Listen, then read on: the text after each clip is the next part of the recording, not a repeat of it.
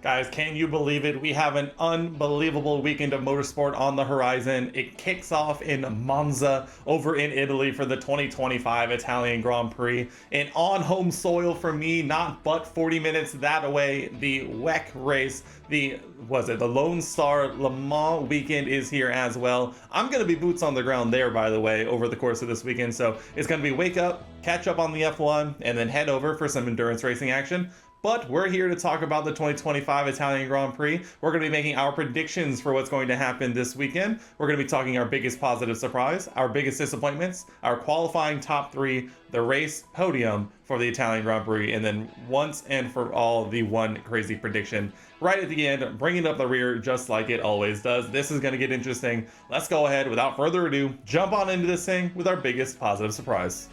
All right, in an attempt to buck the obvious answer here, I am not going with Ferrari for my biggest positive surprise. They are coming off of a double DNF, heading to their home race, where they put probably the bulk majority of their attention and effort into every single season, and I'm going a little bit somewhere else because I have a sneaky underrated pick that I think is going to come true this weekend. For my biggest positive surprise, I'm going with Carlos Sainz. Coming off of a very interesting, we'll go with weekend in Zandvoort last time out, obviously garnering his 10-second penalty, which I don't believe in quite literally whatsoever.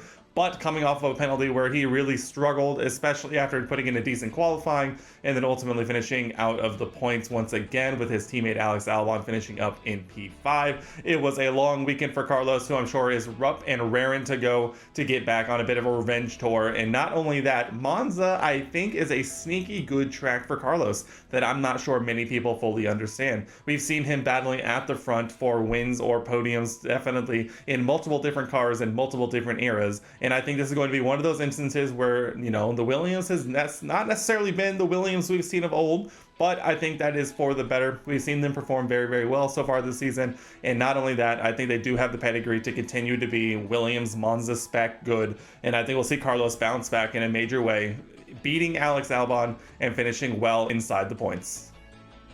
All right, let's move on now to our pick for biggest disappointment, and I'm putting it out there in front because this is a bit of a reverse jinx for me, because my pick for biggest disappointment this weekend is Ollie Behrman. And as much as it pains my soul as a Haas fan, as much as I would love nothing more than the universe to prove me wrong, I just, for whatever reason, do not have very much hope in the Haas around Monza. I know that they're a Ferrari-powered unit. They steal a lot of components and pieces of their car from Ferrari.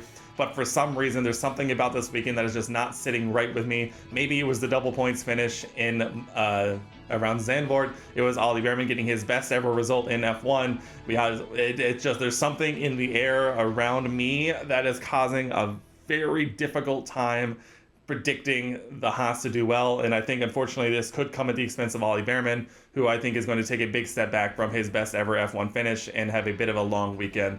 I, once again, beg to be wrong, but at the same time, I'm hedging my bets here a little bit, and it's definitely a reverse jinx, but if I'm going to get disappointed, I might as well try and get a point out of it.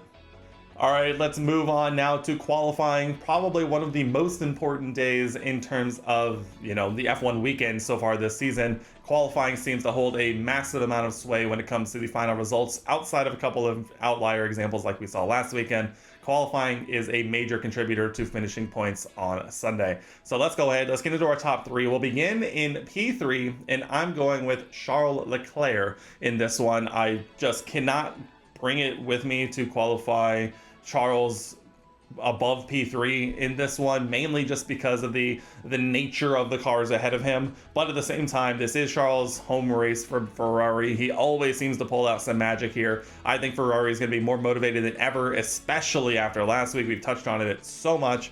I think Charles is going to come out and put in an inspired performance on Saturday. It's going to culminate in a top three in qualifying and getting a juicy slipstream down towards T1 here at Monza. We'll have to wait and see what goes on, but P3 for Charles Leclerc. Now for P2 in this one, I'm going with Lando Norris in this one. I think this is based entirely on the momentum carried forward from last weekend in the Dutch Grand Prix, as well as momentum carried forward from last season, where Oscar Piastri was well on his way to a dominant win in Monza before Charles Leclerc's aforementioned miracle strategy coming to fruition. And so I think this is one of those tracks where especially a driver like Oscar, who just with the methodicalness of him and his driving style. I think Monza suits him very, very well. Obviously, it's one of the simplest tracks on the calendar, but also somehow one of the most technical as well. It's going to get very interesting, and I think Lando is going to have a good weekend, but I don't know if it's going to culminate in a pole position. As I feel like I gave away my pole position prediction, but who else can really blame me? I'm going with Oscar Piastri in this one. I just feel like Oscar is driving in a completely different zone right now, and Lando is going to want to bounce back from his DNF last time out. But I think this is just one of those instances where Oscar just might be on a different level, and I think it's going to culminate in a pole position for Oscar, and I think it's going to be good enough. You know, the run down towards turn 1 is going to get interesting and spicy, so you don't necessarily want to be on pole, but at the same time, I don't think Oscar is going to pass up an opportunity for a pole position, so it's going to get spicy and it's going to get hairy, but it'll all culminate in our race podium, which is coming up right now. All right, here's what we come out to see every weekend. Sunday, race day. What are we going to see on the podium this time? Are we going to see some magic? Are we going to see some insanity? Are we going to see some shock moments? Time will tell, but here we go, starting in P3 for my podium predictions for Monza. On P3, I'm going with Lando Norris in this one. This one is, I think I'm kind of hoping for another little bit of F1 magic in the things, and so as I mentioned, Lando is going to be pushing. He's now over a race win behind Oscar Piastri, his own teammate, for the lead of the Drivers' Championship, and so this could be an instance of maybe a little bit of an overextension, maybe a moment here or there just kind of puts him out, and I think he'll still finish on the podium, but I think we could see a little bit of magic going forward. As we'll move on now to P2, and I'm going with hometown hero Charles Leclerc, finishing P2 on the podium, and I think this is going to be one of those instances, sort of a reverse Max Verstappen Lando Norris battle we've seen a couple of times this season so far, where I think Charles is going to be just in the right spots at the right time to take advantage, be in the right place, kind of get ahead of Lando at the end, where, you know, a mistake, an incident, something goes wrong, and we'll see Charles pull off a good strategy and put that Ferrari probably where it doesn't necessarily deserve to be, but I think we'll end up seeing it there. They always seem to pull off some kind of magic around Monza, and I don't know if it's going to be a 2024 level of magic to pull out a win, but I think it'll be good enough to finish P2 on the podium, and I think he would take that every single day of the week. As we move on now to my winner for the 2025 Italian Grand Prix, it is none other than Oscar Piastri. I think Oscar this season has just been extremely, somehow almost underrated in the performances he's putting in. I think it might just be his calm demeanor that we've seen over the course of the season, where just he never seems to get too high, never seems to get too low. And I think that's really caused him to almost go underrated so far this season. He has had a masterful season here in his third year alone in F1.